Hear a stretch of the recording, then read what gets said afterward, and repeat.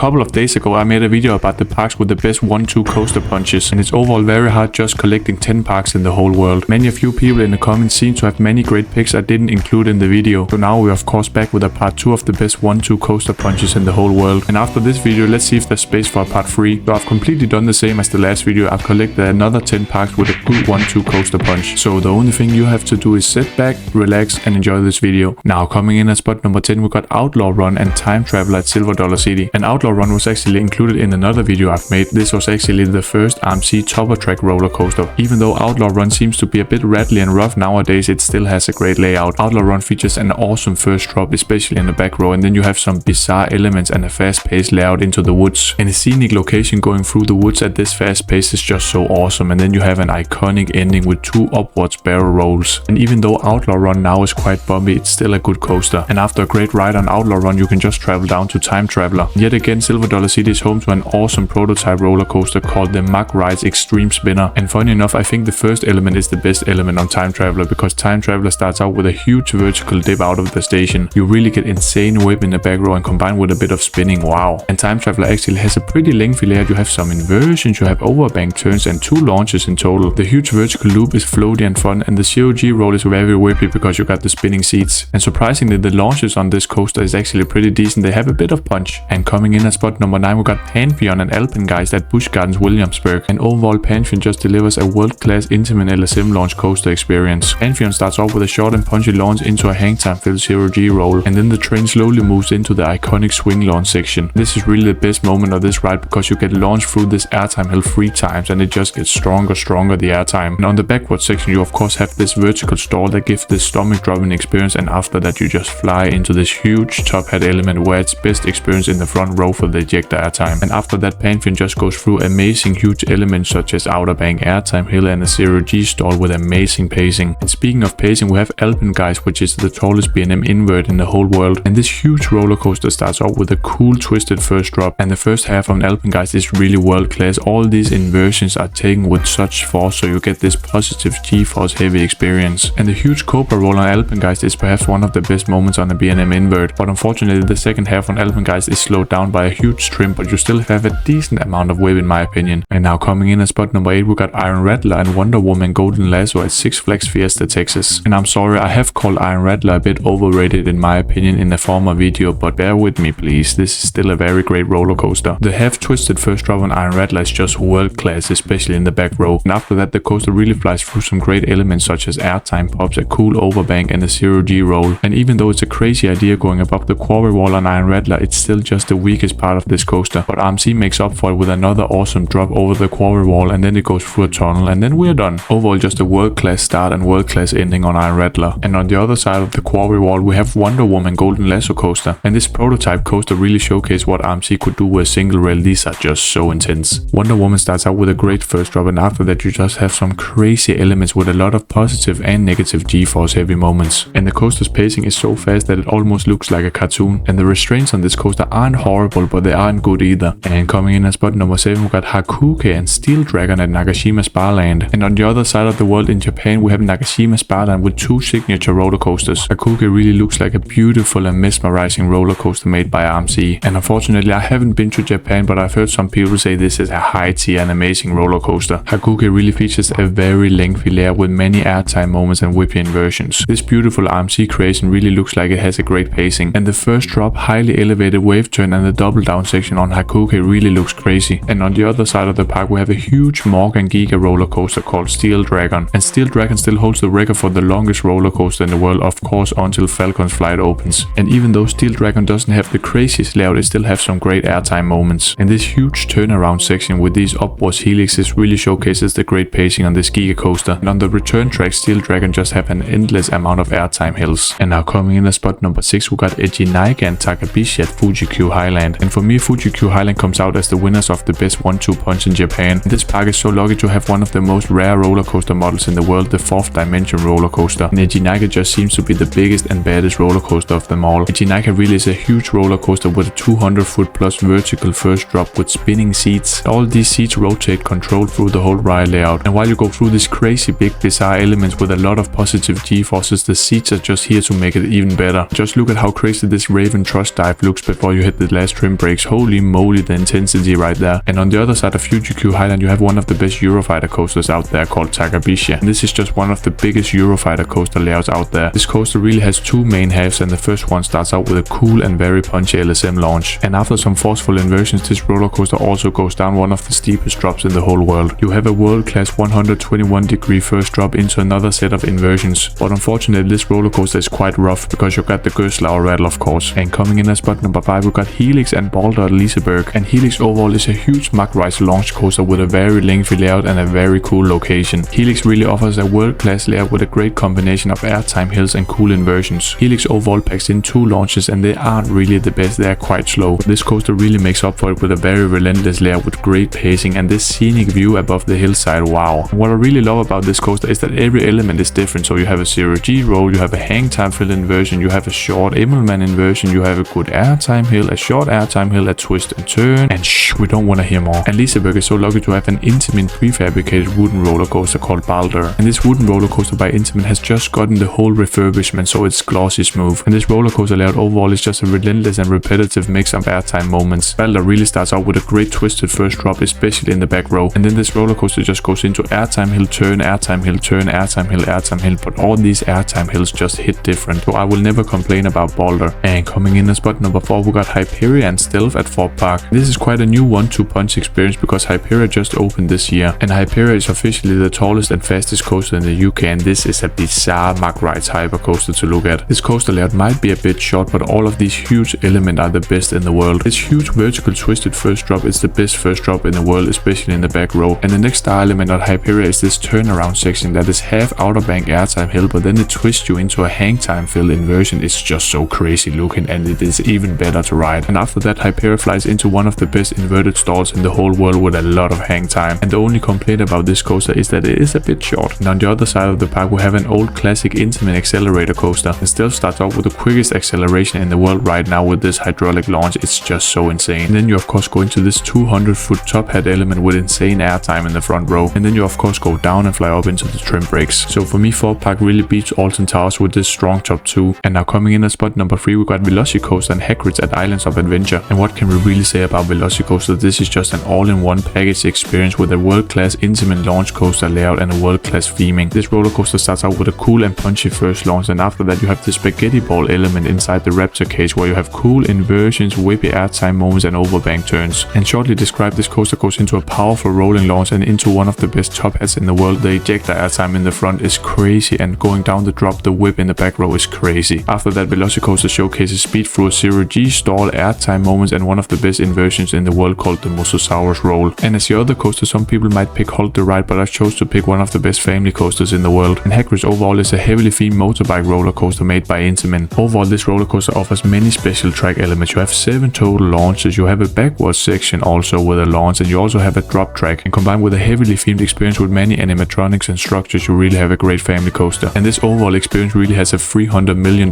price tag. And coming in at spot number 2, we got X2 and Twisted Colossus at Six Flags Magic Mountain. And X2 really isn't the first 4th dimension roller coaster we've talked about, but this is the prototype from Aerodynamics. The X2 overall offers the same ride experience with a bit more rattle, and some people say Nike is a bit smoother and some people say it's the same, so I don't really know. But yet again, you have a crazy roller coaster with rotating seats, and you have these huge bizarre elements that are just so filled with positive G-force heavy moments, and this rattle just only adds to the intensity. So what can we say? Overall, crazy rare roller coaster at Six Flags Magic Mountain. And now speaking of rare roller coasters, we have a dueling RMC track, and nowadays it might be quite rare to see Twisted Colossus dueling, but it's still a great roller coaster layout. Twisted Colossus layout mainly focuses on many airtime moments, and these airtime moments also deliver. The only thing that's a bit annoying about this roller coaster is that you have 2 lift hills, of course, so you go through the track twice. But let me know in the comments if you like green track or blue track better. And now coming in at spot number 1, we got Wicked Cyclone and Superman the Ride at Six Flags New England. And starting with Wicked Cyclone, we have a mid to high tier RMC coaster layout. This RMC coaster may not be the biggest, but it sure does pack a punch. This roller coaster overall just packs in airtime hill after airtime hill, and these airtime hills really hit different. And after that, you have a few overbanks, and then you have a twisted inversion, of course. What's really interesting about this roller coaster is that it features great pacing, but then in the end it's a bit slow. You can feel the final airtime pops doesn't really deliver that much, but it's okay. I can still feel a bit of floater airtime. So for me, Wicked Cyclone is still a high tier RMC coaster. And speaking of high tier roller coasters, we have a high tier Intamin Mega roller coaster on the other side of the park. And formerly known as Bizarro, Superman the Ride really offers a high tier old school intimate mega coaster layout. And thank god the Superman the Ride doesn't have the same layout as the Ride of Steel clones. This coaster overall has a great mega coaster layout. You have great camelback hills, a forceful turnaround section, and then you have this low to the ground speed hill that goes into another camelback hill with great airtime. And thank god this coaster doesn't decide to go into a giant helix. Superman the Ride has a great spaghetti ball section with many twisted airtime hills and forceful turns. And then in the end you have a few floater airtime hills. So overall a great airtime filled and lengthy layout on Superman the Ride. And now we finally yet again reached the end of this video. Did you like it? Did you hate it? Have I missed some parks on this list? Let me know in the comments, and at the end of the day I'm always gonna say bye bye.